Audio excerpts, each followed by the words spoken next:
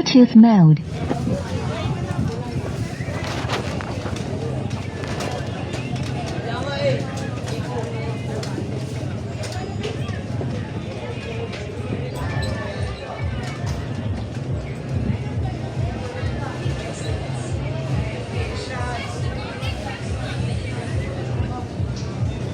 Brad, ito ako ha.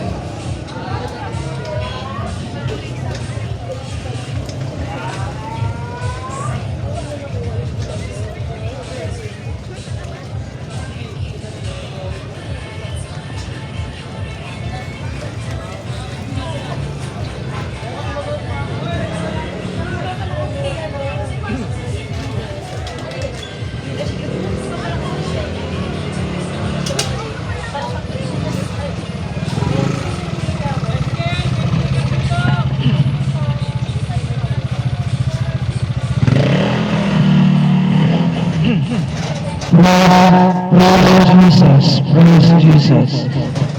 Magandang umaga po muli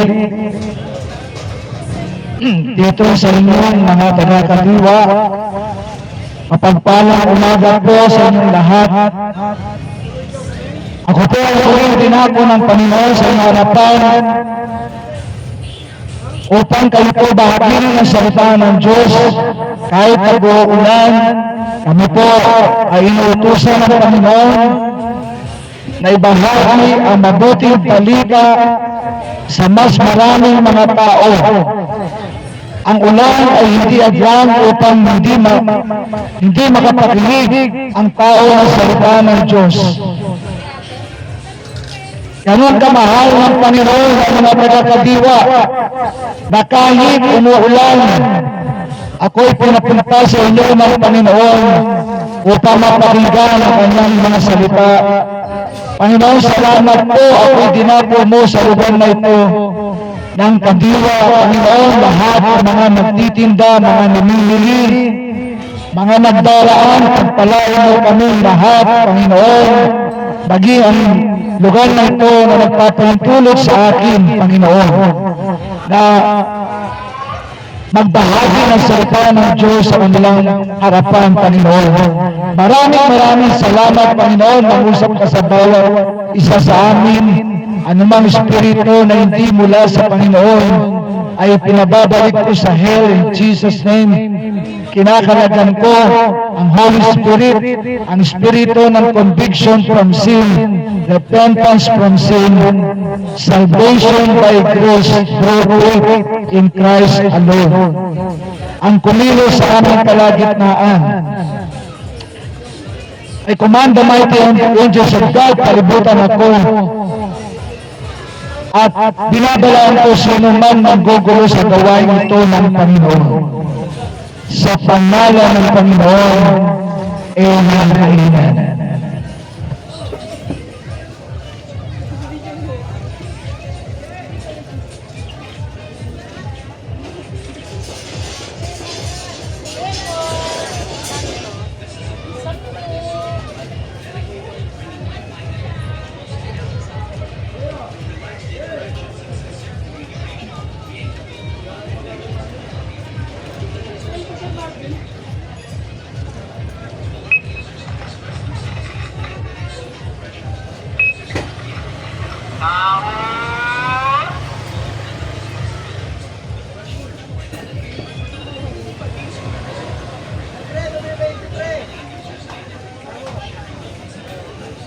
Ang sabi sa Ecclesiastes 7:20,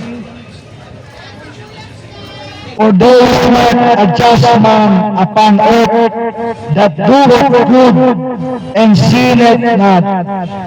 So dito binabahagi ng salita ng Diyos na ang Panginoon daw ay walang masumpungan na mga tao na lumalakad ayon sa kalooban niya.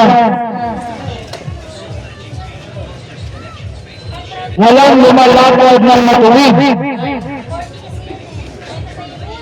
Ang sabi ng salita ng Diyos, dahil ang tao nagkanya-kanya ng lakad, ang tao nasadlak sa kasalanan, nasadlak sa madidilim na bahagi ng buhay nila.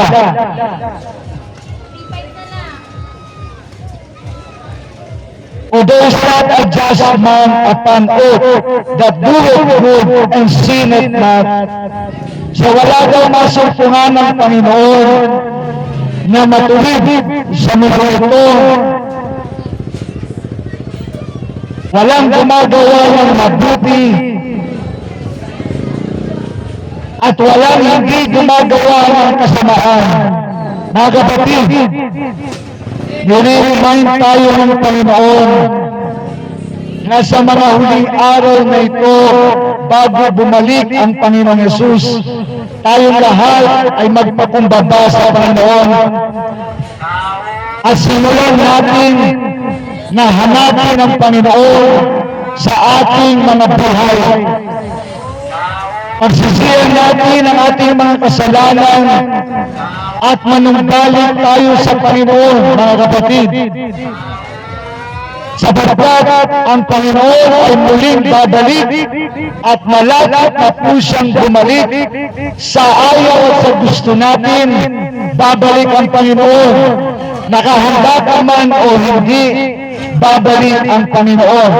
Kaya mga kapatid, umpisahan natin maghanda sa pagbabalik ng Panginoon, sapagkat ang sabi ng salita ng Diyos, anong mapapala mo kung mapasayo ang lahat ng bagay sa mundo, subalit wala ka naman kaligtasan.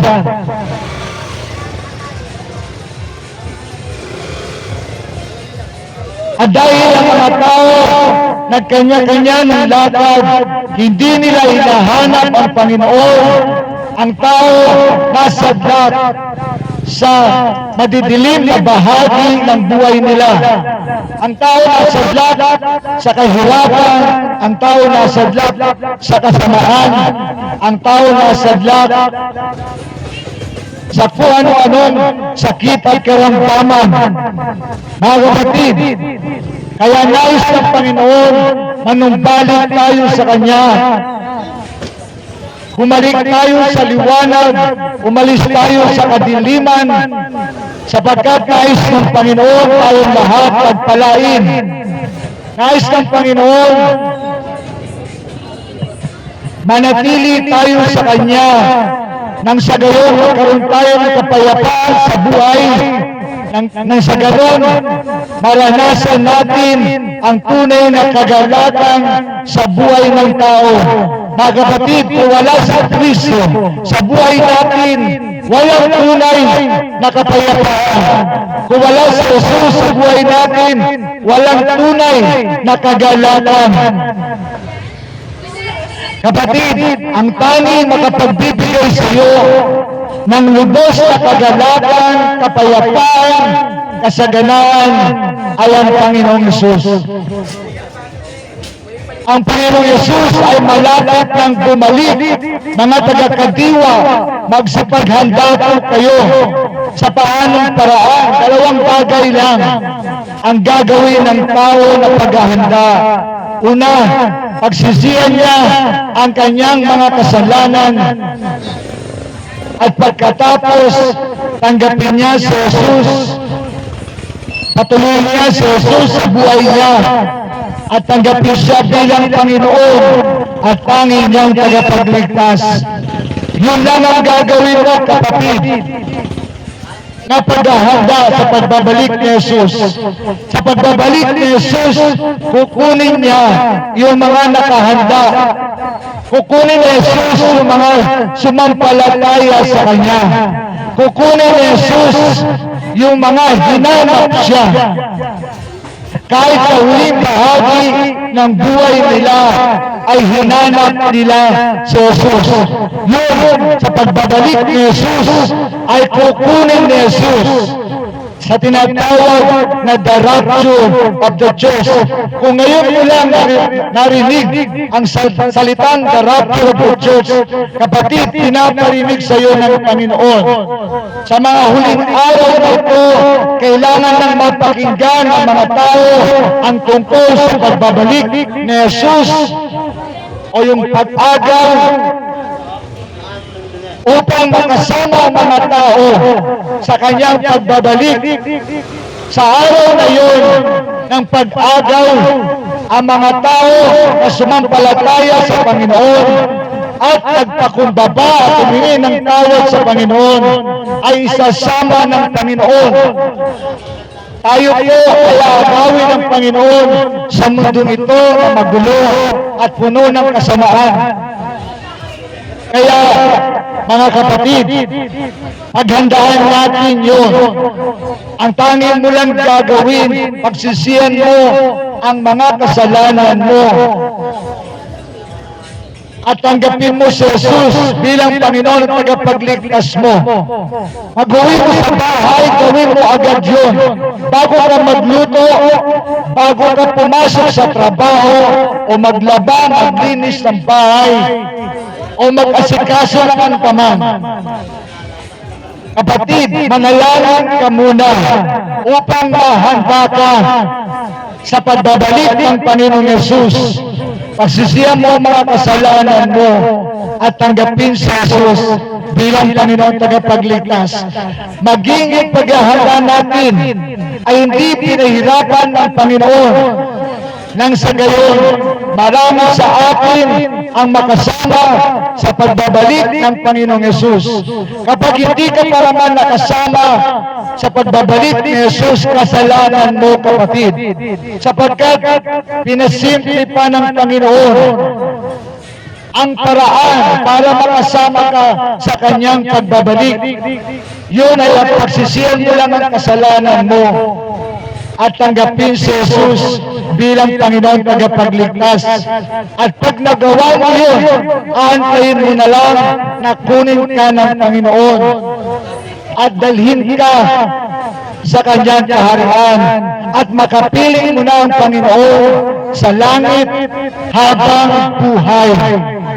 Samantalang dito sa lupa, sa mga maiiwanan sa lupa, ay magdaranas sila ng 7 taon ng tribulation period kung saan maghahari dito sa lupa si Satanas mismo. At ang kanyang anak, ang Antikristo, o yung tinatawag na 666. Totoo po yun, mga kapatid, nasa Bible po yun. Hindi po ako nagsisinungaling sa inyo. At sa amin po, bawal ang magsinungaling. Sa mga totoong lingkod ng Panginoon, kami po ay hindi pwedeng magsalita ng hindi totoo sa inyo. Kaya po, mga pagkakadiwa, darating na ang Panginoong Yesus sa ayaw at gusto natin, babalik na siya. Bakit babalik ang Panginoon? Sapagkat kukunin ng Panginoon yung mga sumasampalataya sa Kanya upang makapiling na sila sa langit. Sapagkat dito sa lupa, maghahari na si Satanas. Mga kapatid, totoo po ang sinasabi ko. Sa 7 years tribulation, makikita ng mga tao in the naked eye ang mga demonyo. Yung pong totoo, kung ngayon nakikita natin sa social media, meron ng mga kakaibang nakikita ang mga tao. Yung po ay palatandaan na tayo po nasa mga huling araw na at malapit na bumalik si Jesus. Kapatid, napakasimple lang ng gagawin mo. Huwag mong katamaran. Unahin mo. Pagsisihan mo kasalanan mo, tanggapin mo si Jesus bilang Panginoon tagapagligtas mo. Huwag pa ulit-ulit, mga kapatid. Gawin mo agad. Huwag ka nang magpatumpik-tumpik. Huwag ka nang pahatay-hatay pagdating sa kaligtasan natin. Kapatid, yun ang ating unahin. Yun ang pinaka-importante sa buhay ng tao. Yung siya'y maligtas upang maranasan niya ang everlasting life dito sa lupa at eternal life sa langit sa piling ni Jesus.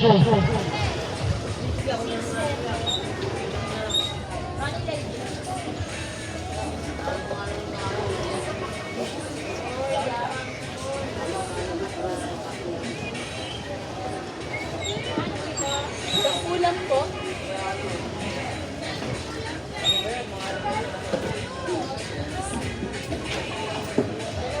Kaya nasabi sa Proverbs 14:21, dahil ang tao lumayo sa Panginoon, naging masama ang mga tao. Ang sabi ng salita ng Diyos, he that despiseth his neighbor sinneth. Ang tao na nangaabuso sa kanyang kapwa ay nagkakasala siya sa Panginoon. Kaya mga kapatid, huwag natin abusuin ang ating mga kapwa. Mahalin natin ang ating kapwa sapagkat pare-parehas tayong nilikha ng Diyos at mahal ng Diyos. At nais ng Panginoon, makasama tayo lahat sa eternal life. Sa piling ng Panginoon, napakalaki ng langit, kasi tayo lahat doon, mga kapatid. Subalit, kailangan mong magpakumbaba, humingi ng tawad sa Panginoon, at tanggapin si Jesus bilang Panginoon tagapagligtas mo. Nang sa gayon, masiguro mo ang iyong kaligtasan. Kailangan masiguro natin ang kaligtasan natin, mga kapatid. What shall it profit a man if he shall gain the whole world? Kaya marami nasa hell ngayon, sapagkat kung sila'y nabubuhay sa lupa, dahil sa kayamanan, nakalimutan nila ang Panginoon. Hindi nila pinansin ang Panginoon. Kaya naman napunta sila sa hell. Mga kapatid,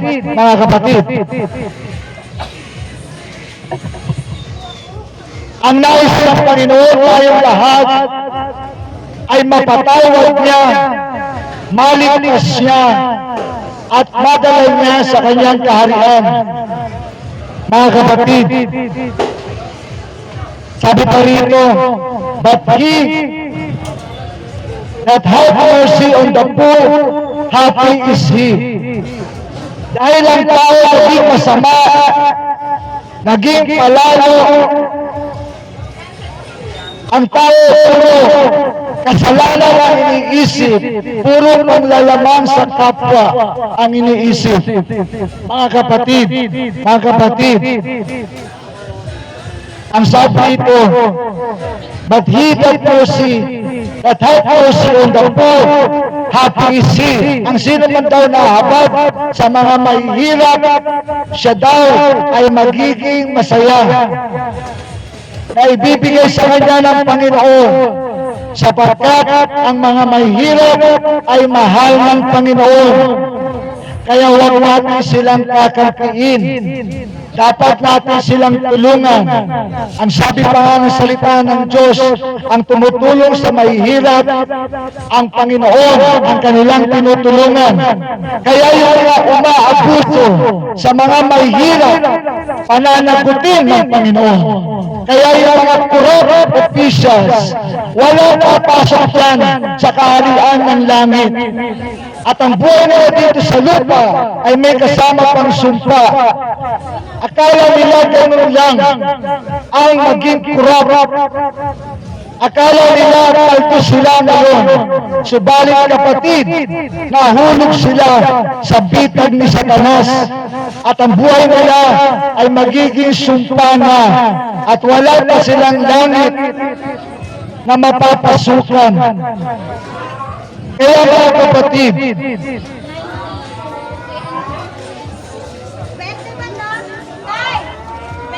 tulungan natin ang mga nangangailangan. Mahalin natin ang mga nangangailangan. At mahalin natin ang mga nangangailangan. Kapag ikaw ay may kakayanan tumulong sa kapwa mo, tulungan mo sila, kapatid.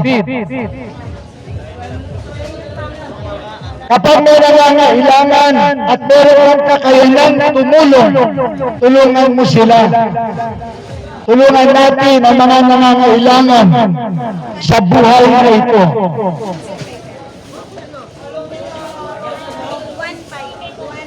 Ang sabi pa sa Proverbs 15 verse 3, the eyes of the Lord are in every place, beholding the evil and the good. Dito pinapakita ang mata ng Diyos, nakikita ang lahat ng ginagawa ng tao. Kahit ilang bilyon ng tao sa lupa, nakikita ng Panginoon ang mga ginagawa ng bawat isa sa atin. At nakarecord sa Panginoon ang mga ginagawa natin magmula ng pinanganak tayo sa lupa hanggang sa kamatayan mo. Nakarecord lahat sa langit yan.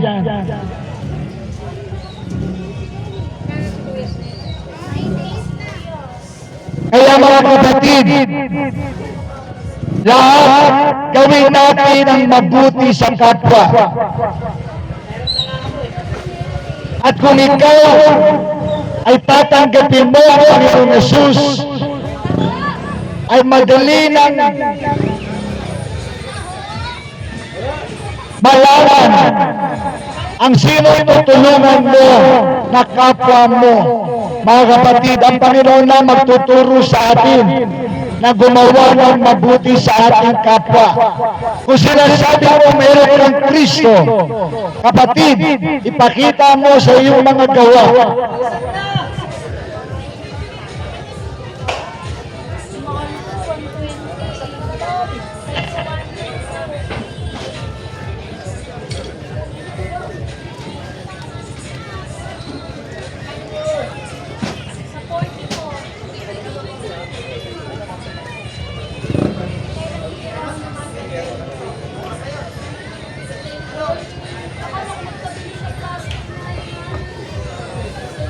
Ang sabi pa ng salita ng Diyos sa Isaiah 64 verse 4, that we are all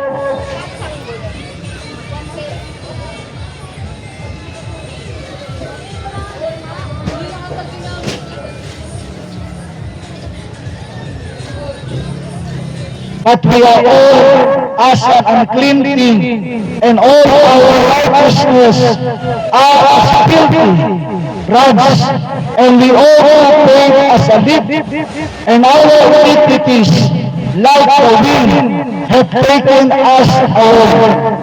So dito sinasabi, ang tao, pag walang Kristo, ang lahat ng kanyang ginagawa ay pawang masasama at kasamaan.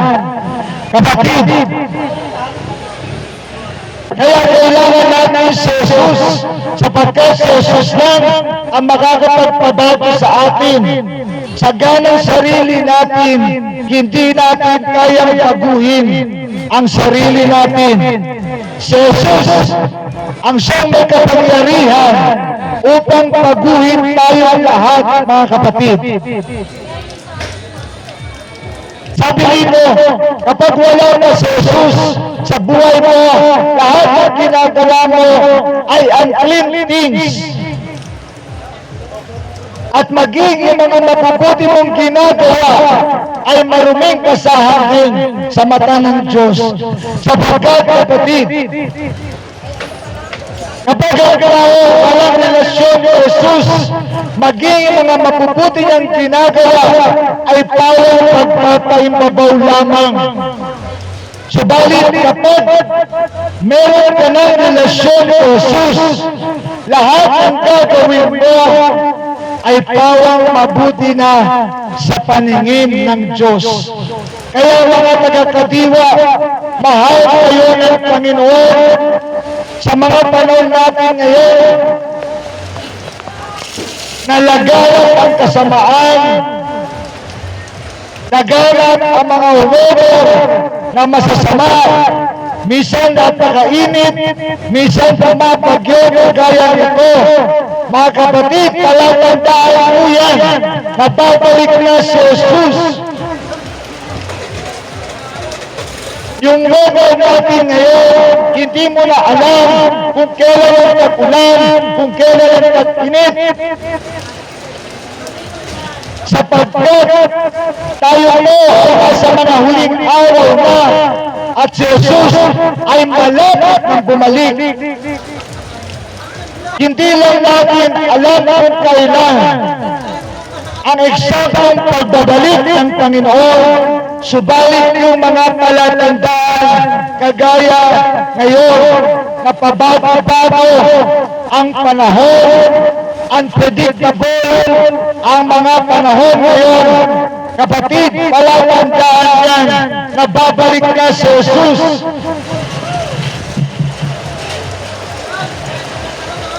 Kaya mga kapatid, unahin natin maghanda, unahin natin lumapit sa Panginoon, humingi ng tawad sa Panginoon, at tanggapin ang Panginoon bilang Panginoon tagapagligtas natin. Mga kapatid, kaya ang mga taga-Kadiwa ay mahal ng Panginoon. Pinapupunta ko ng Panginoon sa inyong harapan kahit bumabagyo. Ang Panginoon ay mahal ng mga taga-Kadiwa. Ang Panginoon nais ang mga taga-Kadiwa ay maligtas ng Panginoon.